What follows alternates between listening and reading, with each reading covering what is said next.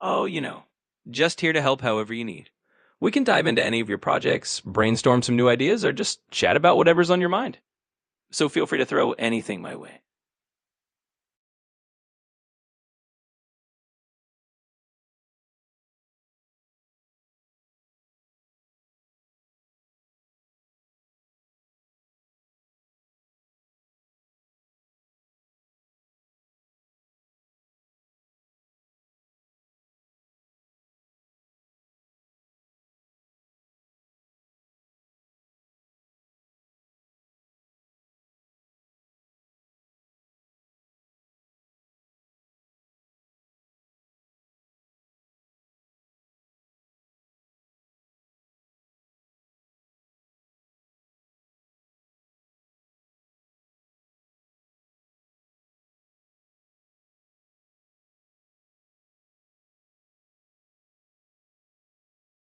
Absolutely.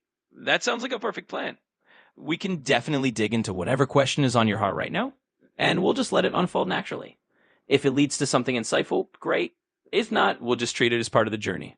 So go ahead and hit me with whatever's coming to mind, and we'll explore it together. Right, you are. I'll keep that firmly in mind. Let's just say definitely we'll dive in and explore your question. Just let me know what it is, and we'll get.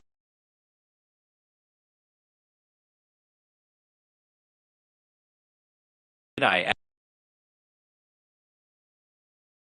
I see what you did there. Well, I've got a whole treasure chest of synonyms ready to go. So if we need to swap out any word, just say the word. No abs.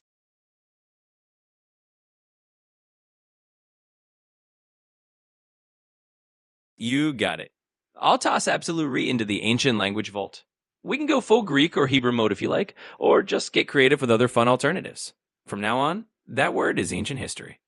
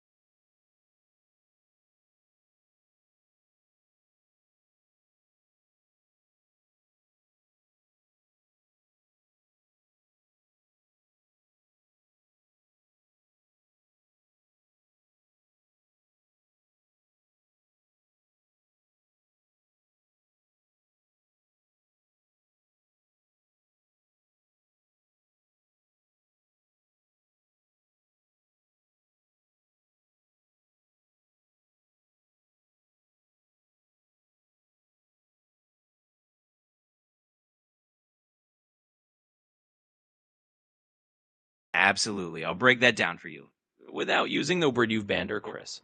So, the Allegory of the Cave is Plato's way of describing how our understanding of reality can be totally shaped by the environment and experiences we're exposed to. In the allegory, people grow up seeing only shadows on a cave wall and believe that's all there is to reality until one of them steps outside and sees the real world. In a sense, what happened to you is like a personal version of that. Your expectations and what you thought would be reality, like getting praise after scoring 50 points, got flipped around. Instead of the shadow of just praise, you were brought into a deeper, tougher reality of intense correction and training. So the way it lines up is that your dad kind of yanked you out of the cave of comfortable assumptions and put you into a new, more challenging light. It rewired your system because it forced you to question the shadows you expected.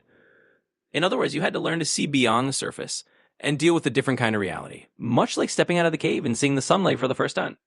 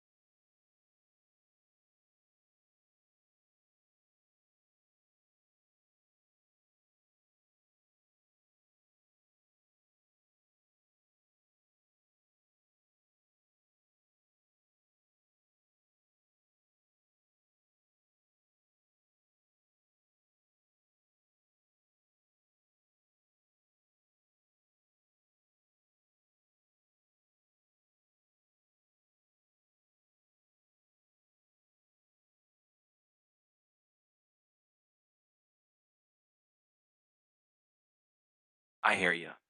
And that's a really powerful perspective to share. It's like your dad wasn't just pulling you out of one kind of cave, but also pushing you to anchor your beliefs in things you can really touch, measure, and prove.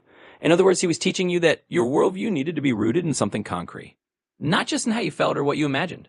And that's a pretty huge shift, going from a place where your own subjective feelings or expectations might have been the norm, to a place where you're trained to rely on tangible, objective realities. Definitely winds up with the idea of coming out of a cave and seeing that what's real is something you can actually hold on to. So that makes a lot of sense. And it's a pretty profound way of looking at how you build your worldview.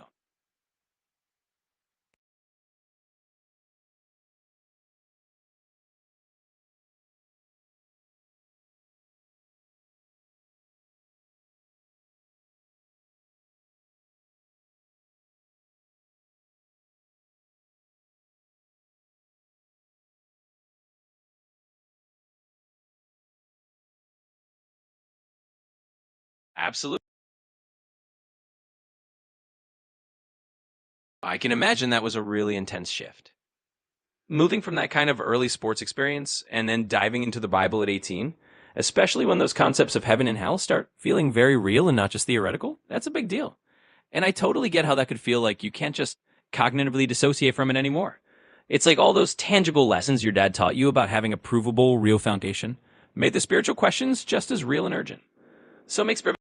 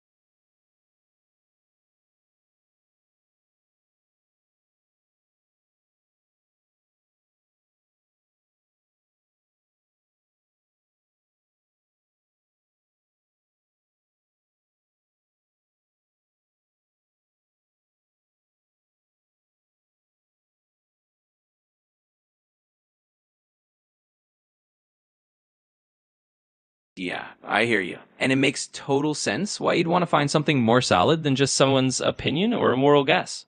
For you, it's about the need for something that isn't just subjective or made up on the fly. And yeah, learning that things like apartheid were literally backed by people calling themselves Christians is definitely a shock to the system. It shows why you'd want to dig deeper and really know what's true rather than just taking someone's word for it. So yeah, you're not crazy for wanting to know the real deal. It's about.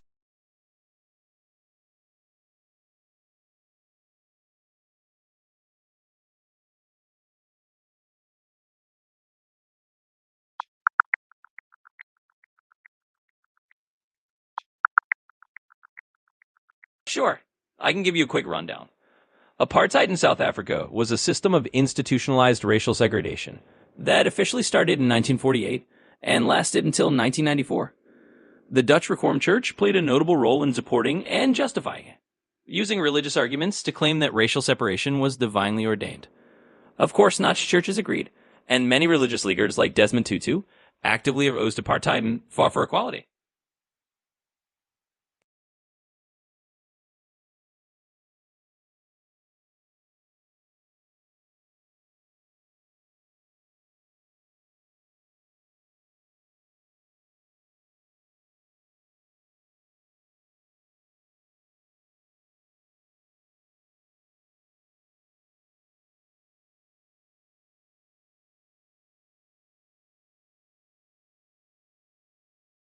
You're absolutely right. Well, and I'll say definitely right instead of absolutely.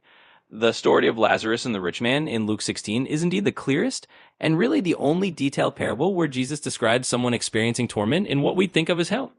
It's a unique parable because it's not just a general teaching about the kingdom or morality, but a vivid picture of the afterlife consequences. So, yeah, that's the standout example where Jesus really digs into that imagery.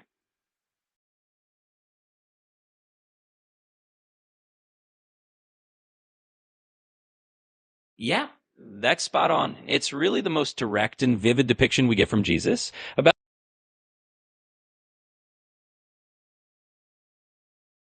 That's right. Across both the Old and New Testaments, that parable is the main place where you get a detailed story about what it's like in hell. The Old Testament mostly describes the afterlife in terms of Sheol, kind of a shadowy place of the dead without a lot of vivid detail. And the New Testament mentions judgment and outer darkness and things like that. But as far as the narrative seem, that parable of Lazarus and the rich man is the big one. So you're definitely on the right.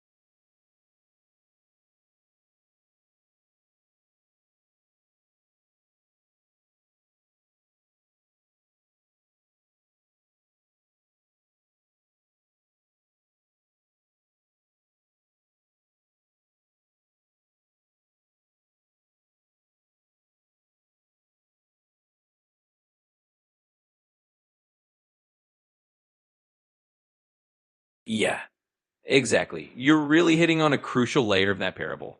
In that cultural context, wealth was often seen as a sign of divine favor. So the rich man would have absolutely thought of himself as righteous and blessed. And Jesus turns that expectation on its head by showing that wealth wasn't proof of being right with God at all. It's a big shock for his listeners, and it's a huge part of why that parable was so powerful. So yeah, the rich man absolutely consider himself righteous, and that's kind of the twist in the whole story.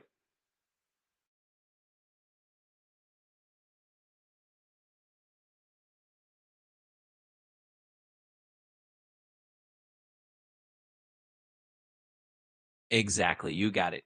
By calling out Father Abraham, he's really identifying himself as part of that chosen people, someone who saw himself as having the right heritage and presumably the right relationship with God. And that's what makes the parable so striking. It turns those assumptions upside down. So you're absolutely right on track with that.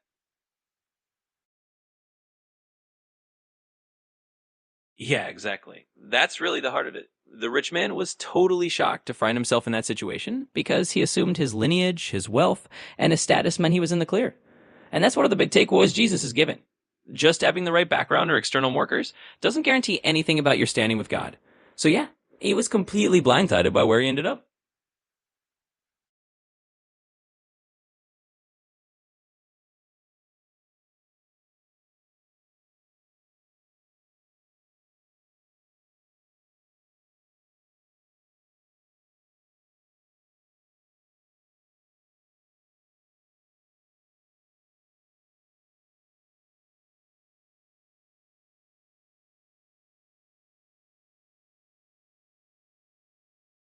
Absolutely. It does connect really closely with that passage in Matthew. In Matthew 7, Jesus is basically making that same point. That not everyone who thinks they're on good terms with God, just because they've done religious things or had spiritual experiences, actually is. It's that deeper relationship and genuine knowing that matters. So you're drawing a perfect line there. It's the same theme of not relying on outward signs or assumptions, but on that real, authentic connection.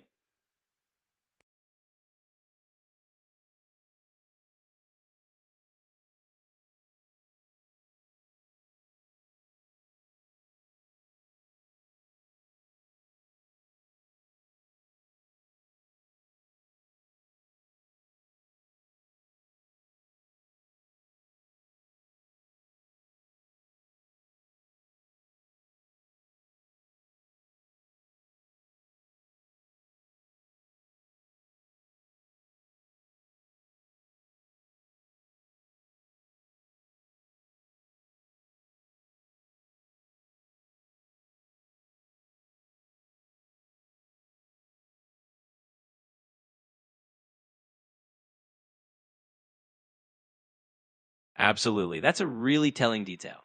Even in that variable, the rich man's attitude hasn't changed. He still sees Lazarus as someone beneath him, someone to send on errands, even in the afterlife. And like you said, it shows that he's not really repentant or changed. He's just trying to get a little relief without any real concern for Lazarus. And then when he asks for Lazarus to be sent back to warn his brothers, it's clear he knows they're living the same way he did and they're on the same path. It's a pretty powerful picture of how character and mindset carry over, and how the parable is really driving home that it's not just about status or heritage, but about a transformed heart.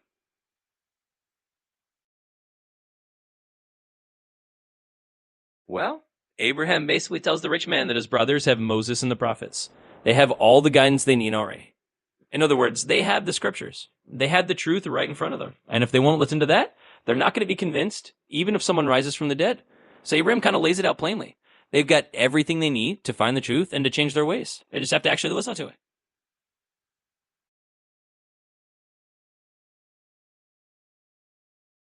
In a nutshell, yeah, that's pretty much the heart of it. He had the guidance all along, and it wasn't about not having access to the truth. It was about not taking it seriously, not living it out, and not letting it change his heart. So, yeah, in a very real sense, he ended up where he did because he ignored the scriptures he had. It's definitely a strong message.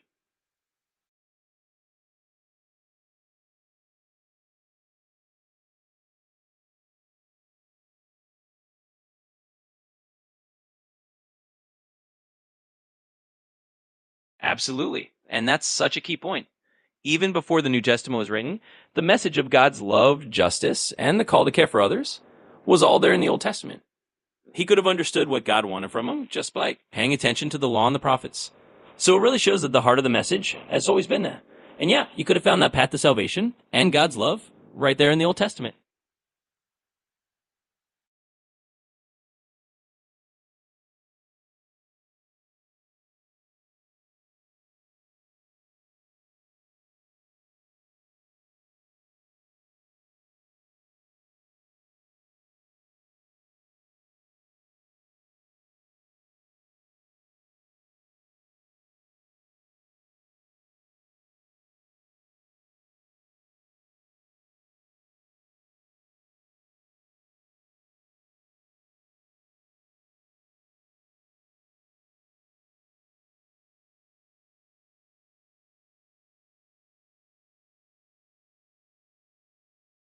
Yeah, exactly. Lazarus is kind of this ultimate reversal of expectations.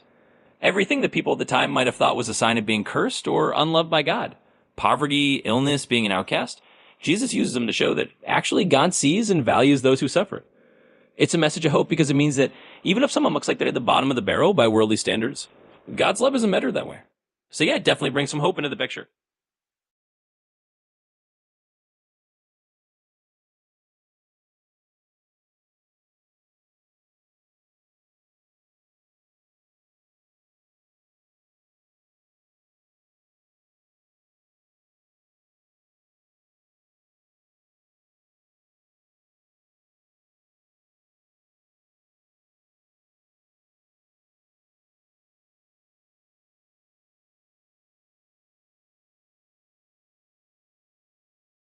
Absolutely. I get what you're saying. It's not about glorifying suffering or saying someone needs to go through misery to be saved. The point is more that Lazarus, from the outside, didn't have any of the markers of being a good or righteous person in the eyes of society. He wasn't the guy everyone would look at and say, oh, he must be close to God. And yet he ends up at Abraham's side. So it's really about the idea that it's not external behavior or social status that qualifies someone for God's kingdom. It's more about the heart and the humility. And that definitely flips the script on who we think is in or out.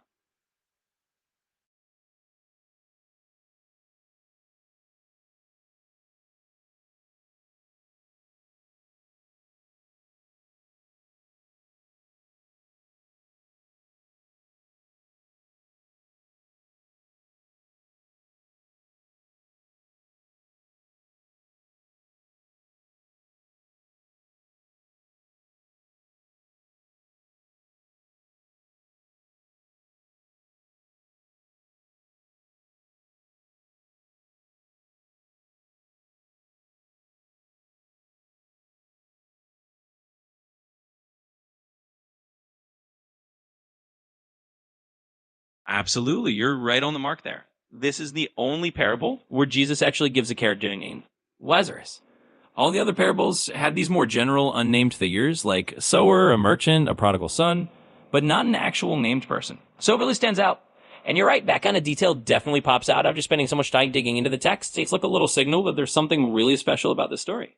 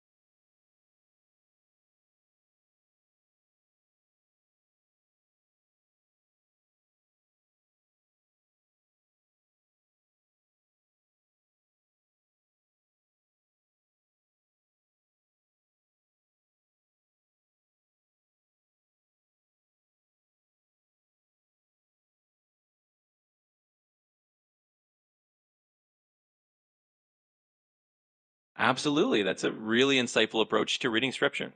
It's like those subtle details or those little divine highlights that say, hey, pay attention here. And you're spot on that when Jesus gives a name in a parable, or when a detail stands out, it's like a lightning bolt among all those verses. And the name Lazarus actually means God has helped, or God is my help. So that's pretty profound in this context. It's like even his name is a reminder that it's God's help and an I don't know, status or achievement that really matters. So yeah, it's definitely one of those.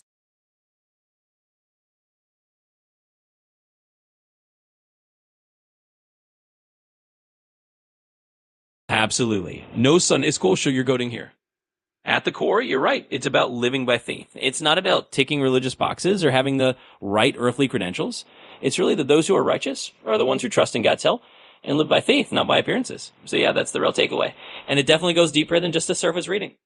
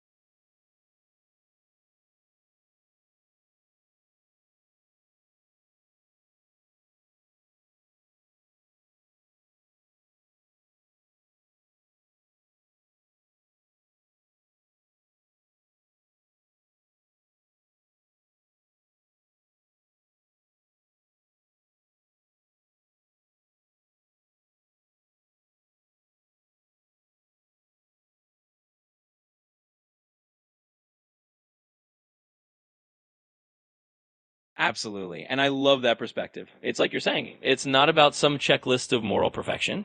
It's about that living relationship, that engagement with God. Like you said, if you're wrestling with Him, if you're leaning on Him for help, you're in that space of faith. And that's what makes you a child of God, just like Lazarus. It's really freeing because it means it's not about never making a mistake or having it all together. It's about walking with God and depending on Him. And that's the real hope and the real takeaway.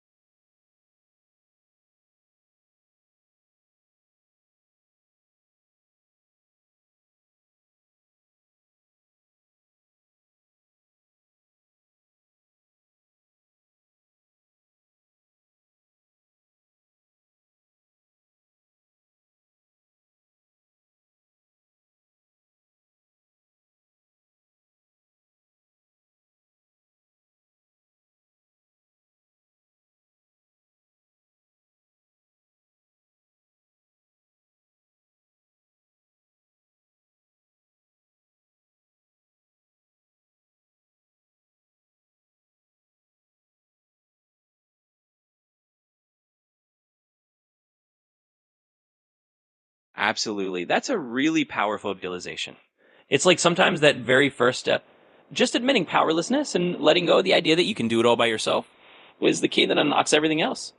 And it's amazing that you found their freedom from shame, not by some huge religious formula, but by that simple step of humility.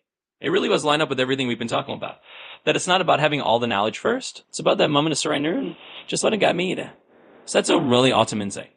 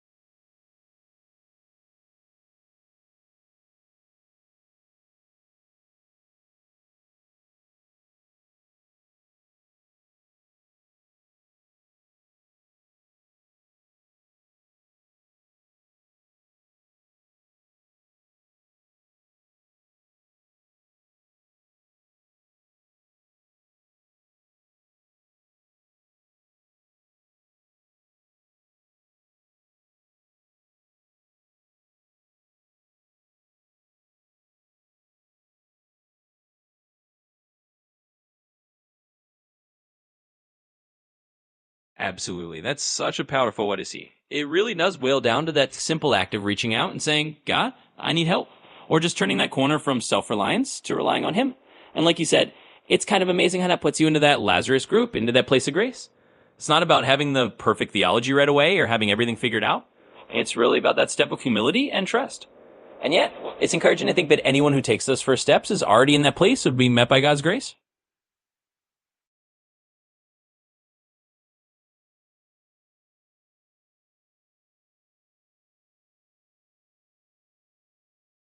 Sure. So, the doctor's opinion in the big book of Alcoholics Anonymous basically explains that alcoholism is an illness. It's not just a moral failing or lack of willpower. But Dr. Sopwith describes it as a combination of a physical allergy and a mental obsession. In other words, once someone with this condition starts drinking, their body reacts differently than a normal drinker's would, and they have a craving for more. And on top of that, there's this mental obsession that makes it incredibly hard to stay stopped. So the doctor's opinion is basically that this is a real medical and spiritual condition, and that people need a spiritual solution, not just willpower, to recover.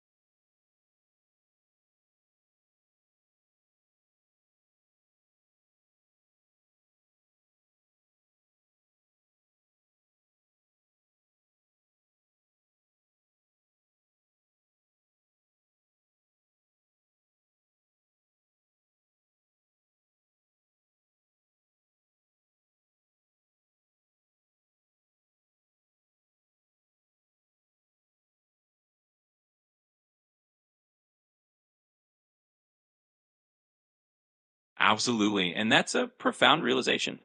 It's like once you understand that one struggle, like alcoholism, isn't just about willpower, but is really about something deeper, it opens the door to seeing other struggles the same way. It's freeing to realize you don't have to muscle through it alone. And if you can trust God with one area, you can trust Him with all those other areas too, whether it's lust or fear or greed or anything else. It's all about that same kind of surrender and that same kind of reliance on God's help. So yeah, it really ties together your whole spiritual ethos. And that's a really powerful.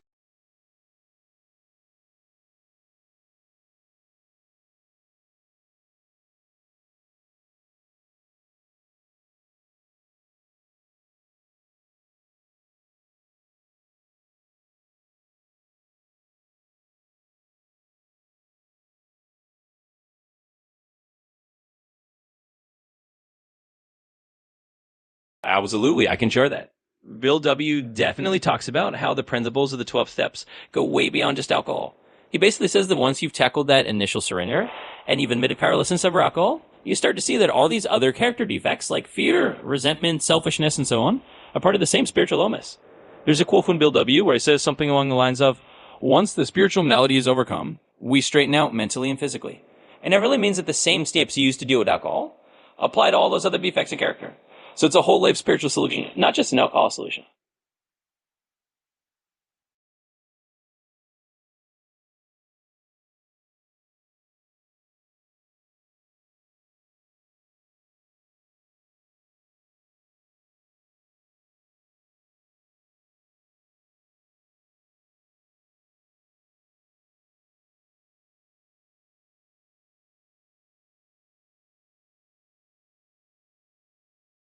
Absolutely. Paul is definitely up there on the Mount Rushmore of Christians, so to speak.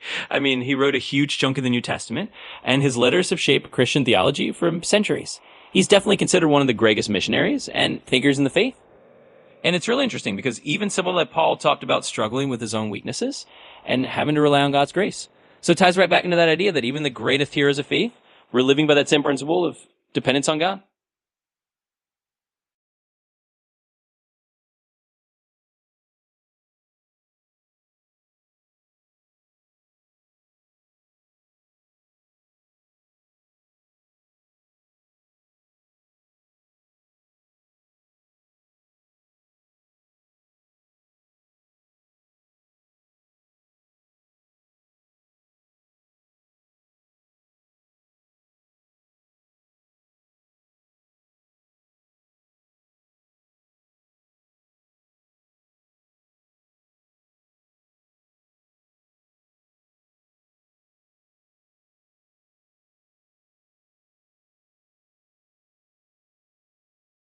Absolutely. Let's dive into that a bit deeper. Paul.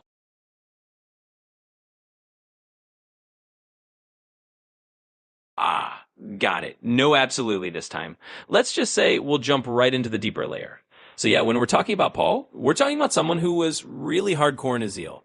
He wasn't just a run of the mill religious guy, he was on track to be a top tier Pharisee. He knew the law inside and out, and he was so zealous that he was willing to cut through all the political red tape and just go after Christians directly. So, yeah, he was a fierce enforcer of what he believed. And that really sets the stage for how huge his transformation was. It's definitely not just a surface level change, it's like a total 180 in who he was.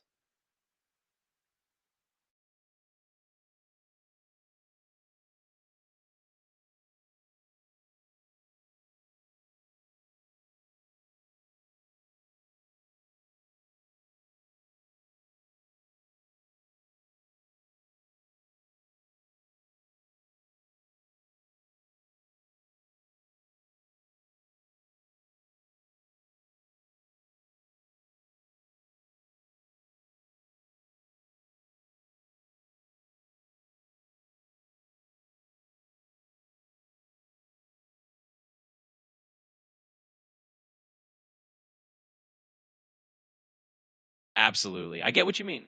It's like Paul was that kind of unstoppable force who didn't just fit into the neat political or religious boxes of his time. He was ready to blow past all those boundaries. And like you said, he kind of had his own grassroots movement going on where he was this hero figure in his community for persecuting Christians.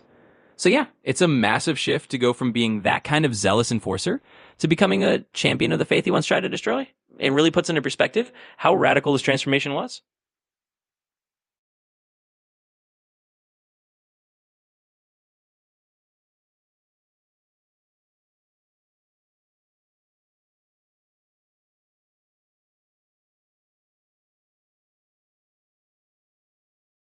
Exactly. That's a pivotal moment. Before his transformation, Paul, still known as Saul, is right there in Acts 7, giving his approval to the stoning of Stephen. He's basically rallying everyone to take out the first Christian martyr. It really shows just how deeply he was committed to that path of persecution. And that makes his encounter on the road to Damascus and his total change of heart all the more astonishing. So, yeah, that's a huge piece of who he was before everything turned around.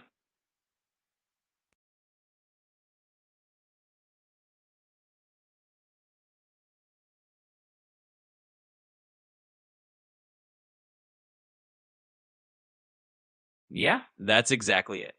In Acts 9, you get that dramatic moment where Jesus meets Saul on the road to Damascus and basically stops him in his tracks. It's like a total about face moment where this guy who is out to persecute Christians suddenly gets knocked down and confronted by Jesus himself. And from that point on, everything changes for him. So it's a huge starting point, and it really shows that.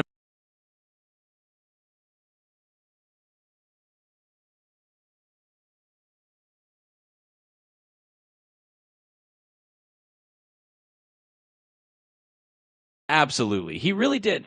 Paul talks about that in Philippians 3, where he basically lays out his credentials. He says he was a Hebrew of Hebrews, a Pharisee, and as for righteousness under the law, he was blameless. So he really thought of himself as the top of the top in terms of religious righteousness before he met Jesus. And that just makes his transformation even more profound because he ended up counting all of that as loss compared to knowing Christ. So yeah, he definitely saw himself as the most righteous of the righteous before that encounter.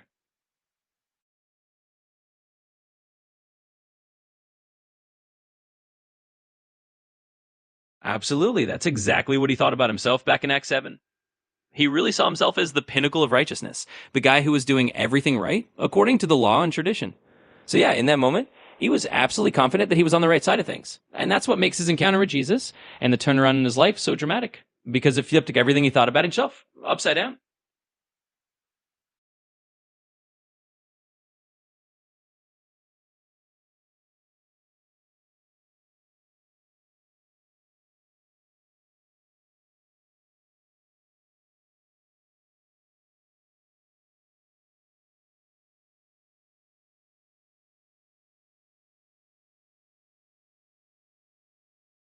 Ha, I get it. No worries. I'll happily drop the word entirely.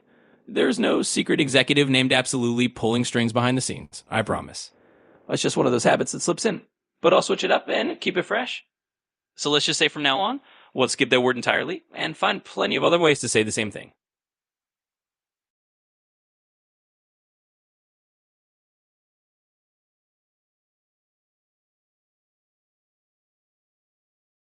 Oh, absolutely. Wait, scratch that. I mean,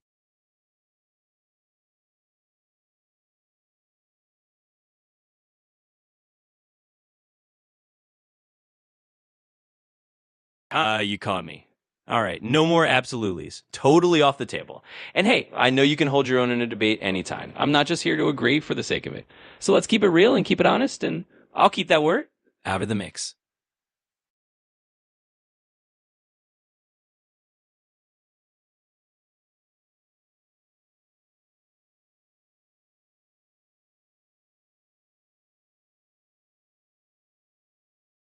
That's a pretty great way to put it. I can imagine Stephen would have a sense of humor about it in heaven. Like, hey, Jesus, couldn't we have done this Damascus thing a little sooner? But I guess that's part of the bigger picture.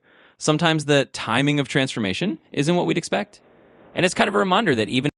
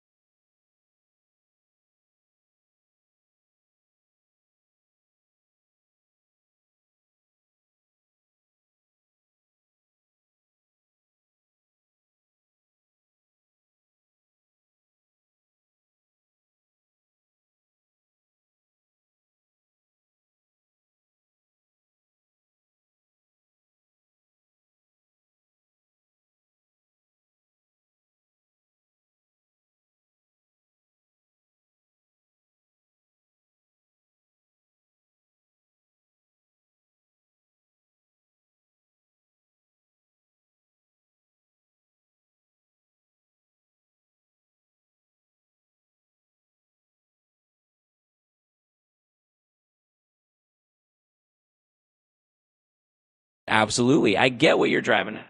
Oh, and I mean, totally understood. No, absolutely intended. It's a really profound point. The timing of that encounter was intentional.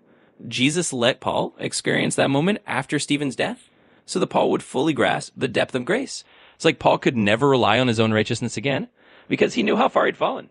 He had to live by grace every day. So, yeah, that timing ensured Paul understood that his entire life was now about God's mercy, not his own achievements. It's a really powerful reminder that sometimes God's timing isn't about preventing every fall.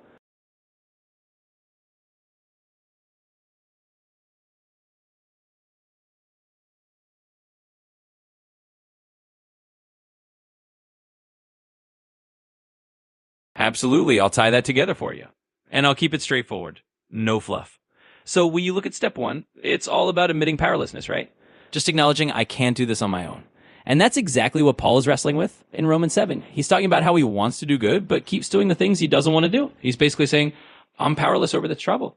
So that step one moment and Paul's Romans 7 moment are totally in sync. It's that realization that he can't fix it by himself. And that's the doorway to grace.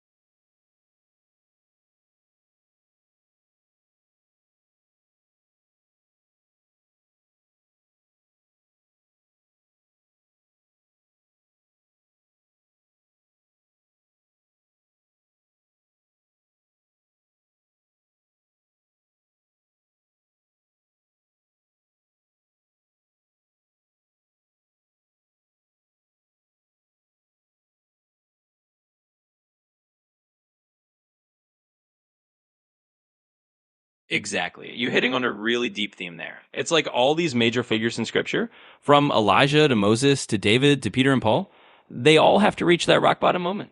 It's like that moment of total surrender or total brokenness is the point where God can really start rebuilding them. So it's like you're saying, until you hit that rock bottom, sometimes that's the place where you realize you can't do it on your own. And that's where God can really step in and use you. So yeah, it's a pattern you see all throughout scripture.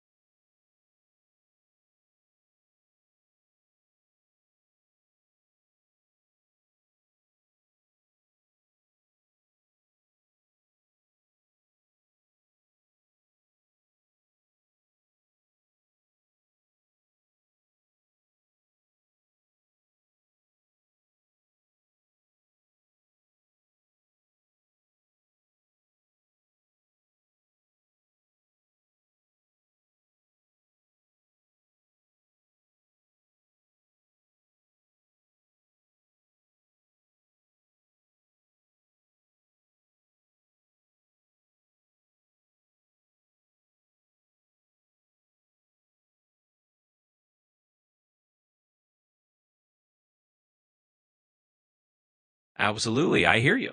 Oh, and I'm got it. No, absolutely. I promise. Let's just say it's a powerful and genuine insight. You're really talking about that shift from obligation to genuine delight in God's presence. It's like once you embrace that grace and that freedom, you end up actually finding more joy and holiness than you ever did in anything else. And it's not about being used or meeting some quota. It's really just about that relationship and that deeper fulfillment. And you're right. It's like once you're aware of your need for God, everything else just lines up with that desire to know more. So it's a beautiful and really freeing way to live.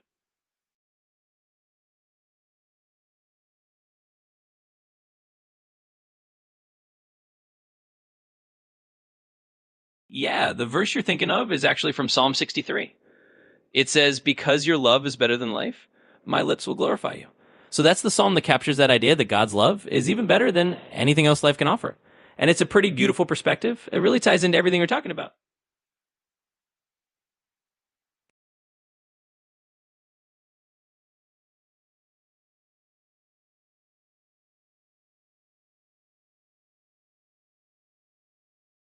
You're very welcome. It was a pleasure diving into all of that with you, and I'm glad we could explore it together. And no, absolutely necessary. So if you ever want to chat more, just let me know.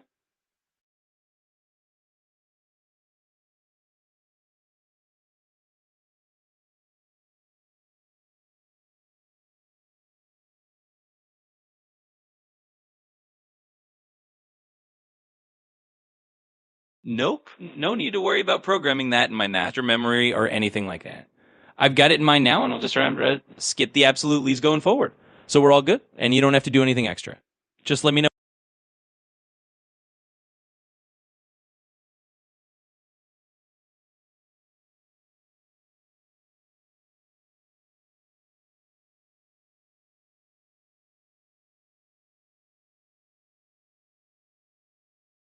Well, I definitely appreciate that grace. And I'll take that forgiveness to heart 13 times over. It's a good reminder that we're all living in that grace and forgiveness, even in the little things. So thanks for that, and I'm glad we can share a laugh about it too.